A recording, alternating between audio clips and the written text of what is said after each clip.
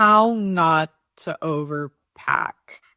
It's something that everybody struggles with, even people that have traveled for a really long time. So I want to talk about 3 of the strategies I use to not overpack.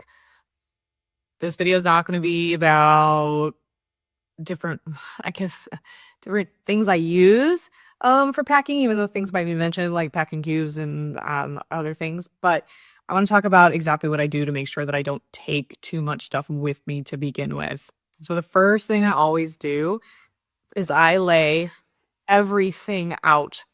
For me, the place that I lay everything out is on my spare bed. You can lay your stuff out wherever, whatever makes sense to you.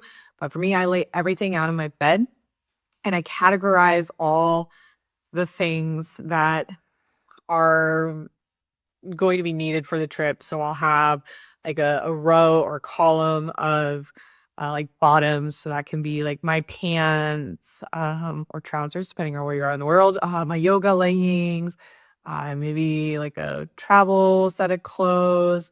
And I usually have another column that's shirts. And then they get categorized by like long sleeve shirts, tank tops, short sleeve shirts. Another column that's usually something like undergarments. So that's like my bras, my underwear, my socks, anything else that I may need for the trip goes there.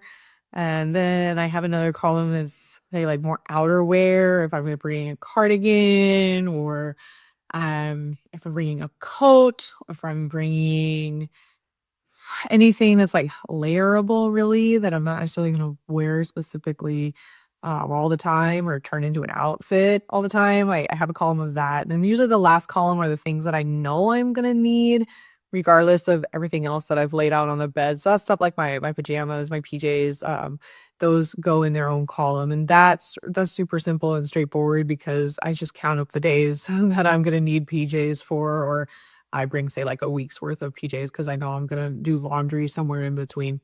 So that's how I start. I lay everything out, and in doing so, it accomplishes quite a few things, really.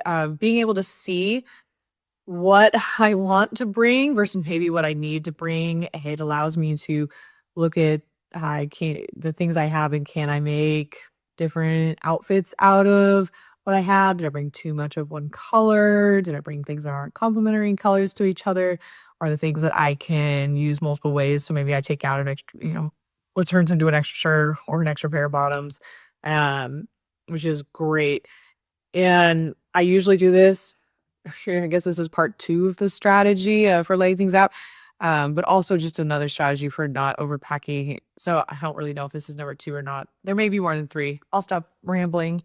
That being said, I always like to lay stuff out at least a week prior. And here's why I say a week prior. Sometimes I start packing way earlier. That doesn't help with overpacking, but laying things out a week prior really helps because the closer you get to your departure date, the better idea you're going to have on what the weather is going to look like. And that doesn't matter whether you're going to a warm or a cold destination or what time of the year it is. The weather has a mind of its own. I've had instances where I was traveling with someone that should have been warm, and I ended up bringing more cold weather-esque gear because they had a cold front that was going to roll in while I was there. And I've had it be the flip side of that. I've had instances where I was going somewhere in late summer. It should have been exceedingly hot and had to bring cooler weather clothes because again, they had a cold front that came in and it was quite a bit cooler. And so I always start laying things out a week before. That gives me an opportunity to narrow down things like I just talked about, but then to also look at things in it very easily, quickly, clearly, and rate those items against the weather. Do I need to pack more warm, more cold, something in between? No timing, laying stuff out the week before. That's super helpful, and it helps you from overpacking because you don't want to pack, either way in advance or like the night before and just not have the opportunity to think things through, and which I guess that kind of goes either way. But the reality is you're giving yourself the time to really look at what you have and decide whether or not you really need it. Probably the third strategy that I have is a mindset shift on things. Look at every item and say, is that a want or a need? Is this an item that I want to take with me because fill in the blank? Is this something that's a comfort item to me? Is this something that I just really like it? Is this something that, oh, I just, want to use ones for pictures? Like, decide if it has to go. Is it something that needs to go because you're going to the Arctic and you need to have wool base layers? Or is this, let's I'm guilty as charged, but I'm going to say it anyway. Or is this some fancy dress because you want fancy dress pictures on the ship? I will put a little like footnote with that.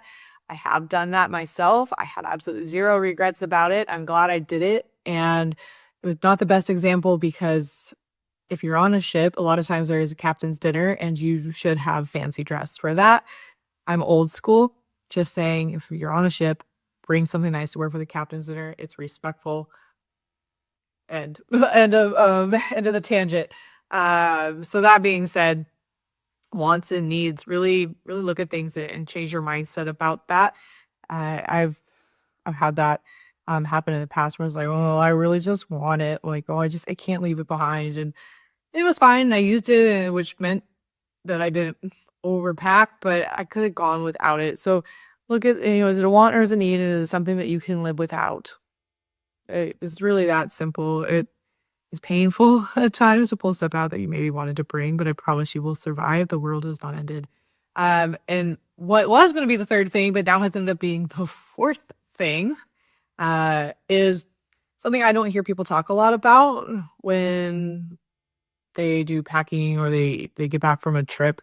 I maybe this is just me and I like data and I like doing, management type stuff. It is what I do in my 9 to 5, but all that to be said, when you get back, take an inventory as you're unpacking your bag of the things that you wore and the things that you didn't wear or used or didn't use. It doesn't necessarily have to be clothing. I've had plenty of times where I've brought different technology and pieces of stuff that I didn't use. And this video has been very focused on clothing, but that goes for tech and anything else that you're putting in your bag as well. All these principles I'm talking about. But back on topic, take an inventory of your suitcase as you pull stuff out. If you have stuff that you didn't wear or you didn't use, that's not necessarily a bad thing, but I think it's worth noting down why you didn't. I'll use my last trip as an example. There were a couple pairs of leggings I brought of different weights. They were fleece lined, and a couple of them I just didn't wear. And it's not that I overpacked them, or at least I don't feel that I overpacked them. It was simply that when I was overseas on this trip, it wasn't as cold as I had anticipated it being. Now, before you think, oh, well, you said about the weather, this was an extended trip for me. So I had packed for the weather that I could see, but I was overseas, I think somewhere between 3 and 4 weeks. I can't see the weather obviously out 3 or 4 weeks. So I did pack a few extra things for the just in case. I didn't wear them. I have no problem with that. I still don't feel like I overpacked. But I've also had trips where I've packed stuff. So I was like, I didn't wear that, and I knew when I packed it, I was likely not going to wear it. A lot of times that happens for me if I go to Europe and I pack, some dresses and things. I'm not a big dress person. And sometimes I just don't wear them. Sometimes I wear them for practical purposes if I'm going in to a church or something where I want to make sure that I'm covered respectfully. But I'm just not a dress person, and most of the time I won't wear them. So I've had a few instances where I've been like, oh yeah, I'm going to take this dress or I'm going to take this pair of shorts and I swear I'm going to wear it. And I don't.